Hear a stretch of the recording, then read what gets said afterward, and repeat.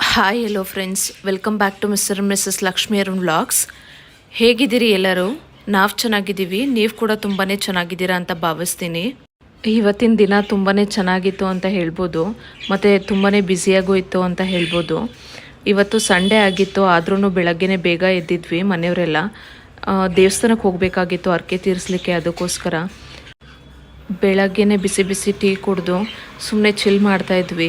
ಇದು ನಮ್ಮ ಗಿಡದಲ್ಲಿ ಬೆಳೆದಿರೋ ಅಂಥ ಹಣ್ಣು.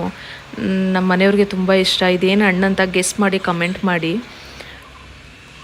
ಈ ಹಣ್ಣು ಆರೋಗ್ಯಕ್ಕೆ ತುಂಬಾ ಒಳ್ಳೆಯದು, ಮತ್ತು ಹೊಟ್ಟೆಲಿರೋ ಅಂಥ ಹುಣ್ಣನ್ನೆಲ್ಲ ಆರಿಸುತ್ತೆ. ಮತ್ತು ಇದ್ರ ಸೊಪ್ಪು ತುಂಬಾ ಒಳ್ಳೆಯದು ಆರೋಗ್ಯಕ್ಕೆ. ನೀವು ತಿಂದಿದ್ದೀರಾ ಅಂತ ಹೇಳಿ. ಈ ಸೊಪ್ಪಿನ ಹೆಸರು ಬಂದು ಒಂದು ಪ್ಲೇಸ್ ಹೆಸರಿಂದ ಸ್ಟಾರ್ಟ್ ಆಗುತ್ತೆ. ಗೆಸ್ ಮಾಡಿ ಏನು ಅಂತ ಕರೆಕ್ಟಾಗಿ ಕಮೆಂಟ್ ಮಾಡಿ ನೋಡೋಣ. ಇವತ್ತು ಪನ್ನೀರು ಮನೆಯಲ್ಲೇ ಮಾಡಿದ್ದೆ, ಪನ್ನೀರ್ ಫ್ರೈಡ್ ರೈಸ್ ಮಾಡೋಣ ಅಂತ. ತುಂಬಾ ಸ್ವಲ್ಪ ಕ್ವಾಂಟಿಟಿಯಲ್ಲಿ ಬಂದಿತ್ತು ಪನ್ನೀರು. 1 ಲೀಟರ್ ಮಿಲ್ಕಲ್ಲೇ ಮಾಡಿದ್ದೆ.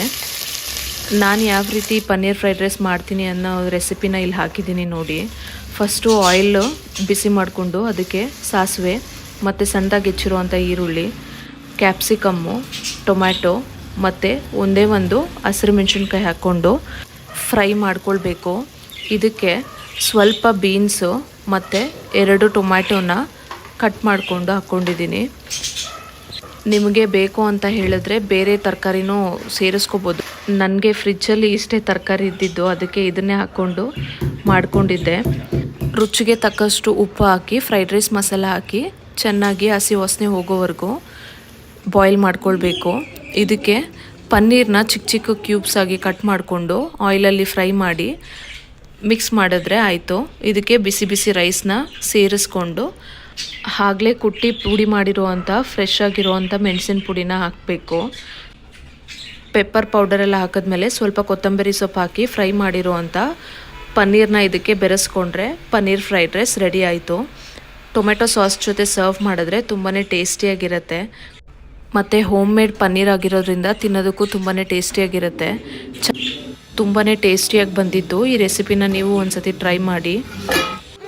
ಅಮ್ಮ ಬೇಗನೆ ಸ್ನಾನ ಮುಗಿಸಿದ್ರು, ಅದಕ್ಕೆ ಪ್ರಸಾದ ಮಾಡಲಿಕ್ಕೆ ಅನ್ನ ಇಟ್ಬಿಟ್ಟು ಪಾಪುಗೆ ಸ್ನಾನ ಮಾಡಿಸಿ ರೆಡಿ ಮಾಡ್ತಾಯಿದ್ರು. ನಾನು ರೆಡಿ ಆಗಿದ್ದೆ. ಸೊ ಒಗ್ಗರಣೆ ಮಾಡ್ಕೋಬೇಕಾಗಿತ್ತು. ಮೊಸರನ್ನ ಕೊಡಬೇಕು ಅಲ್ವಾ ದೇವ್ರಿಗೆ, ಅದಕ್ಕೋಸ್ಕರ ದೇವ್ರಿಗೆ ಕೊಡೋ ಮೊಸರನ್ನಾಗೆ ಒಗ್ಗರಣೆ ಹಾಕಂಗಿಲ್ಲ. ಇಲ್ಲಿ ಪ್ರಸಾದ ಹಂಚೋದಕ್ಕೆ ಮಾತ್ರ ಒಗ್ಗರಣೆ ಹಾಕಿದ್ರೆ ಟೇಸ್ಟಿಯಾಗಿರುತ್ತೆ ಅಂತ.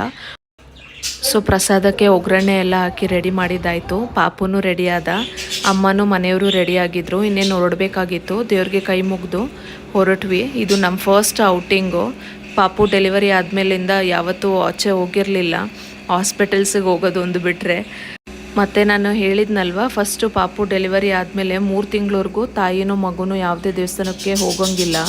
ಫಸ್ಟು ಅಣ್ಣಮ್ಮ ದೇವಸ್ಥಾನಕ್ಕೆ ಹೋಗಿ ಅಲ್ಲಿ ಪೂಜೆ ಕೊಟ್ಟು ಅದಾದಮೇಲೆ ಬೇರೆ ಕಡೆ ಎಲ್ಲಾದರೂ ಹೋಗ್ಬೋದು. ಸೊ ಫಸ್ಟ್ ಟೈಮು ನನ್ನ ಮಗನ ಜೊತೆ ಆಚೆ ಹೋಗೋದು ನನಗೆ ತುಂಬ ಖುಷಿ ಆಯಿತು. ಫ್ಯಾಮಿಲಿ ಔಟಿಂಗು ತುಂಬಾ ರಿಲ್ಯಾಕ್ಸಿಂಗ್ ಆಗಿತ್ತು. ನಾನು ಸೀರೆಯಲ್ಲಿ ಹೇಗೆ ಕಾಣಿಸ್ತಿದ್ದೀನಿ ಅಂತ ಕಮೆಂಟ್ ಮಾಡಿ. ನನ್ನ ಮಗ ಆರಾಮಾಗಿ ಸೀಟಲ್ಲಿ ನನ್ನ ತೊಡೆ ಮೇಲೆ ಕೂತ್ಕೊಂಡಿದ್ದ. ಫಸ್ಟ್ ಎಲ್ಲ ಸೀಟಲ್ಲಿ ನಾನು ಒಬ್ಬಳೇ ಕೂತ್ಕೋತಿದ್ದೆ, ಈಗ ಅವನು ನನ್ನ ಮಡಿ ಮೇಲೆ ಕೂತ್ಕೋತಿದ್ದಾನೆ. ಸೊ ಪಾಪು ಬಂದಮೇಲೆ ನಮ್ಮ ವರ್ಲ್ಡಲ್ಲಿ ಎಲ್ಲನೂ ಚೇಂಜ್ ಆಗುತ್ತೆ ಅನ್ನೋದಕ್ಕೆ ಇದೇ ಎಕ್ಸಾಂಪಲ್ಲು. ನಮ್ಮ ಅಕ್ಕನ ಮನೆ ಹತ್ರ ರೀಚ್ ಆದ್ವಿ. ಸೊ ನಮ್ಮ ಅಕ್ಕನೂ ರಿತ್ವಿಕು ಜಾಯ್ನ್ ಆದರು ನಮ್ಮನ್ನು. ಅವ್ರನ್ನ ಪಿಕ್ ಮಾಡಿಕೊಂಡು ಹೊರಟ್ವಿ. ಆಲ್ಮೋಸ್ಟ್ 3-3.5 ತಿಂಗಳಾಯಿತು ನಾವು ಹೊರಗಡೆ ಹೋಗಿ, ಅಂದರೆ ಔಟಿಂಗ್ ಹೋಗಿ. ತುಂಬ ಎಕ್ಟಿಕ್ ಅಂತ ಫೀಲ್ ಆಯಿತು. ಖುಷಿನೂ ಇತ್ತು, ಬಟ್ ಆದರೆ ಸ್ವಲ್ಪ ರೆಸ್ಟ್ಲೆಸ್ ಥರ ಫೀಲ್ ಆಗುತ್ತೆ. ಯಾಕಂದರೆ ಪಾಪು ಬೇರೆ ಇದ್ದಾನೆ ಅಲ್ವಾ. ಒಬ್ಬೊಬ್ಬರೇ ಕೈ ಎಕ್ಸ್ಚೇಂಜ್ ಮಾಡಿಕೊಂಡು ಎತ್ಕೋತಾ ಇದ್ವಿ. ಸ್ವಲ್ಪ ಹೊತ್ತು ನಮ್ಮ ಅಕ್ಕ ಎತ್ಕೋತಾ ಇದ್ಲು, ನಮ್ಮ ಮನೆಯವ್ರು ಸ್ವಲ್ಪ ಹೊತ್ತು ಎತ್ಕೋತಾ ಇದ್ದರು, ಅಮ್ಮ ಸ್ವಲ್ಪ ಹೊತ್ತು ಎತ್ಕೋತಾ ಇದ್ದರು. ಹೇಗೋ ದೇವಸ್ಥಾನ ಹತ್ರ ರೀಚ್ ಆದ್ವಿ. ಪಾಪು ಅಂತೂ ಏನೂ ಅಳೋದೇ ಇಲ್ಲ. ಆಚೆ ಹೋದಾಗ ಅವನು ಹೊರಗಡೆ ನೋಡಿಕೊಂಡು ಕಾಮಾಗಿರ್ತಾನೆ, ನಮ್ಮ ಅದೃಷ್ಟ ಅನಿಸುತ್ತೆ.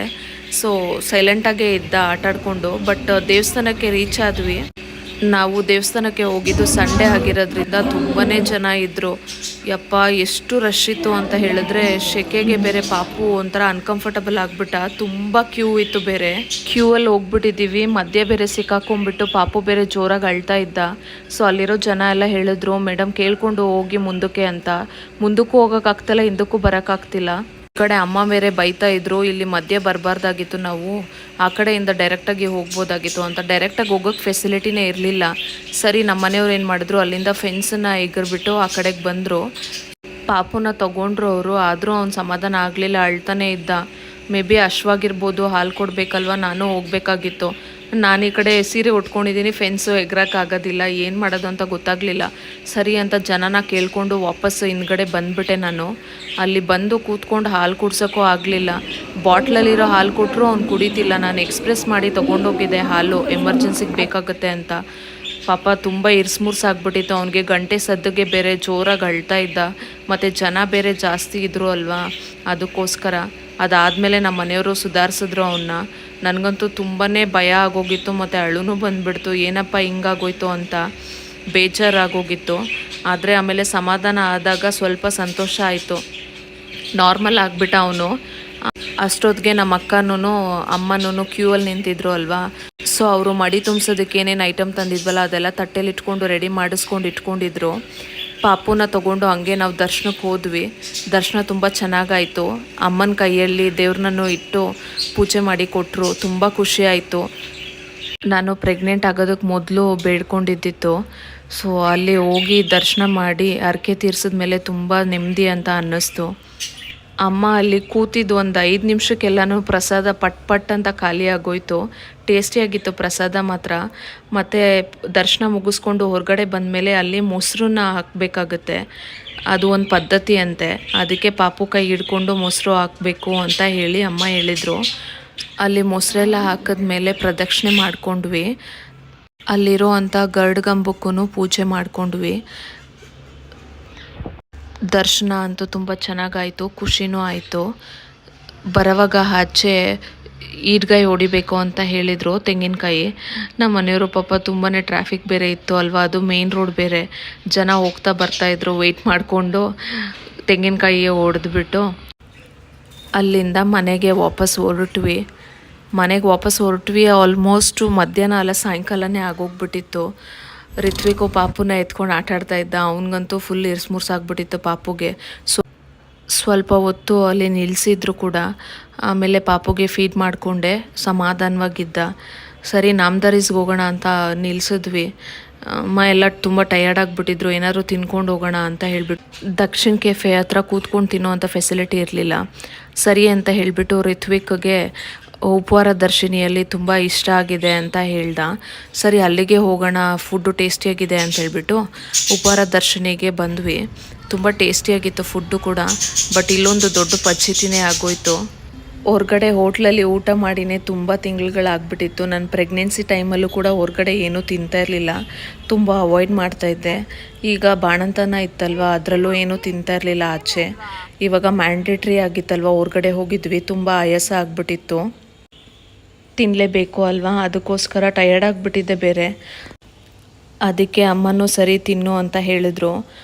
ರೋಟಿನೇ ಟ್ರೈ ಮಾಡಿದ್ದು, ತುಂಬ ಚೆನ್ನಾಗಿತ್ತು. ಕಡಾಯಿ ಮಶ್ರೂಮ್ ಆರ್ಡ್ರ್ ಮಾಡಿದ್ವಿ. ಎಷ್ಟು ಟೇಸ್ಟಿಯಾಗಿತ್ತು ಅಂತ ಹೇಳಿದ್ರೆ, ಮನೇಲಿ ಒಂದು ದಿವಸ ನಾನು ಟ್ರೈ ಮಾಡಬೇಕು. ಮಸಾಲ ದೋಸೆನೂ ಅಷ್ಟೇ ತುಂಬ ಕ್ರಿಸ್ಪಿಯಾಗಿ ಬಂದಿತ್ತು. ಏನಾಯಿತು ಅಂತ ಹೇಳಿದ್ರೆ, ಮಾತಾಡ್ತಾ ಹೀಗೆ ಊಟ ಎಲ್ಲ ತಿಂದ್ವಿ, ಚೆನ್ನಾಗೇ ಹೋಯ್ತು. ಪಾಪು ಆರಾಮಾಗೆ ಕೂತ್ಕೊಂಡಿದ್ದ ಊಟ ಮಾಡೋವಾಗ್ಲೂ, ಗಲಾಟೆ ಏನು ಮಾಡಲಿಲ್ಲ. ಆಮೇಲೆ ಮಧ್ಯೆ ಅವನು ಫುಲ್ ರಚ್ಚೆ ಹಿಡಿದ್ಬಿಟ್ಟ, ಅಳೋದಕ್ಕೆ ಶುರು ಮಾಡಿಬಿಟ್ಟಿದ್ದ. ಊಟ ಎಲ್ಲ ಮುಗಿಸ್ಕೊಂಡ್ಬಿಟ್ಟಿದ್ವಿ. ಆಮೇಲೆ ನಮ್ಮ ಮನೆಯವ್ರು ಅರ್ಧ ಊಟ ಅಲ್ಲೇನೇ ಎದ್ದೋದ್ರು, ಹೊರಗಡೆ ಸಮಾಧಾನ ಮಾಡ್ತಾಯಿದ್ರು. ಅಮ್ಮನೂ ಅಕ್ಕನೂ ಸರಿ ಊಟ ಮುಗಿಸ್ಕೊಂಡು ಅವರು ಒಬ್ಬರೇ ಆಚೆ ಹೋಗಿದ್ದಾರಲ್ವ, ಊಟ ತಿನ್ಕೊಳ್ಳಿ ಅಂತ ಪಾಪುನ ಎತ್ಕೊಳ್ಳೋಕ್ಕಂತ ಅವರು ಹೊರಗಡೆ ಹೋದರು. ನಾನು ತುಂಬ ನಿಧಾನ ತಿನ್ನೋದು ಊಟ. ಸರಿ ನಮ್ಮ ಅಕ್ಕನೂ ಅಮ್ಮನೂ ಪಾಪುನ ತೊಗೊಂಡು ಹೊರಗಡೆ ಹೋಗ್ಬಿಟ್ರು. ಮನೆಯವರು ಬಂದು ಅರ್ಧ ಇತ್ತಲ್ವ, ಅದನ್ನು ತಿಂದ್ಬಿಟ್ಟು ಮುಗಿಸ್ಕೊಂಡು ಕೆಳಗಡೆ ಹೋಗ್ಬಿಟ್ರು. ನನ್ನ ಫೋನು ಸ್ವಿಚ್ ಆಫ್ ಆಗಿಬಿಟ್ಟಿದೆ. ಚಾರ್ಜರ್ ಕೇಳಿದೆ, ಚಾರ್ಜರ್ ಬೇರೆ ಇರಲಿಲ್ಲ. ಕಾರ್ಡ್ ಇತ್ತು, ಮತ್ತು ಕಾರ್ಡಲ್ಲಿ ನಾನು ಪೇಮೆಂಟ್ ಮಾಡಿದ್ರೆ 3 ಟೈಮ್ಸೂ OTP ರಾಂಗ್ ಅಂತ ಬಂದುಬಿಡ್ತು. ಅಯ್ಯೋ ಇದೇನಪ್ಪ ಹಿಂಗಾಗೋಯ್ತು, ಎಲ್ಲರೂ ಕೆಳಗಡೆ ಬೇರೆ ಹೋಗ್ಬಿಟ್ಟಿದ್ದಾರೆ, ಕಾರ್ಡ್ ಬೇರೆ ಬ್ಲಾಕ್ ಆಗೋಯ್ತು, ಫೋನ್ ಬೇರೆ ಸ್ವಿಚ್ ಆಫ್ ಆಗಿಬಿಟ್ಟಿದೆ, ನಾನೇನು ಮಾಡಲಿ ಅಂತ ಅಂದ್ಕೊಂಡೆ. ಆಮೇಲೆ ಬ್ಯಾಗಲ್ಲಿ ಚೆಕ್ ಮಾಡಿದ್ರೆ ಬರೀ 600 ರುಪೀಸೇ ಇತ್ತು ನನ್ನ ಹತ್ರ. ಬಿಲ್ ನೋಡಿದ್ರೆ 1100 ರೂಪಾಯಿ ಆಗಿದೆ. ಇವಾಗ ಏನಪ್ಪ ಮಾಡೋದು ಅಂತ ತುಂಬ ಭಯ ಆಗೋಗ್ಬಿಟ್ಟಿತ್ತು. ಈಗ ನಾನು ಕೆಳಗಡೆ ಹೋಗ್ಬಿಟ್ಟು ಬರ್ತೀನಿ ಅಂತ ಹೇಳಿದ್ರು ಡೌಟ್ ಪಟ್ಬಿಡ್ತಾರೆ. ಆಮೇಲೆ ದೇವ್ರ ಪುಣ್ಯ ಅಂದಂಗೆ ರಿತ್ವಿಕ್ಕು ಮೇಲೆ ಬಂದ. ಅವನ ಹತ್ರ ಹೇಳಿ ಕಳಿಸ್ದೆ, ಈ ಥರ ಶಾರ್ಟೇಜ್ ಆಗಿದೆ, ಫೋನ್ ಸ್ವಿಚ್ ಆಫ್ ಆಗಿದೆ, ಕಾರ್ಡು ಬ್ಲಾಕ್ ಆಗಿಬಿಟ್ಟಿದೆ ಕಣೋ ಅಂತ. ಅಮ್ಮ ಹತ್ರ ಹೋಗ್ಬಿಟ್ಟು 500 ರೂಪಾಯಿ ತೊಗೊಬಂದ. ಆಮೇಲೆ ಬಿಲ್ ಪೇ ಮಾಡಿಬಿಟ್ಟು ಬಂದ್ವಿ.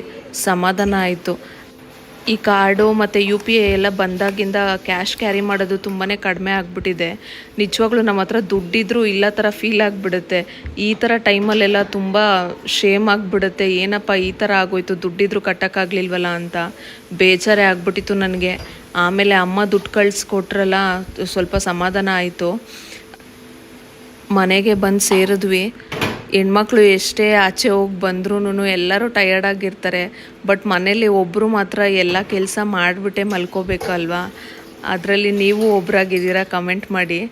ಯಾಕೆ ಅಂತೇಳಿದ್ರೆ ನಾನು ಅಷ್ಟೇ, ಎಲ್ಲಾದರೂ ಹೊರಗಡೆ ಹೋಗಿ ಬಂದರೂ ಸರಿ ಟಯರ್ಡಾಗಿದ್ರೂ ಏನಾದರೂ ಅಡುಗೆನೂ ಮಾಡಬೇಕಾಗತ್ತೆ. ಮನೇಲಿ ಏನಾದರೂ ಸಾಮಾನು ತೊಗೊಂಬಂದಿರ್ತೀವಲ್ಲ ಅದನ್ನೆಲ್ಲ ಜೋಡಿಸಿಕ್ಕಿ ಪಾತ್ರೆ ಎಲ್ಲ ತೊಳೆದಿಟ್ಟು ಆಮೇಲೆ ಮಲ್ಕೊಳ್ಳೋದಕ್ಕಾಗುತ್ತೆ.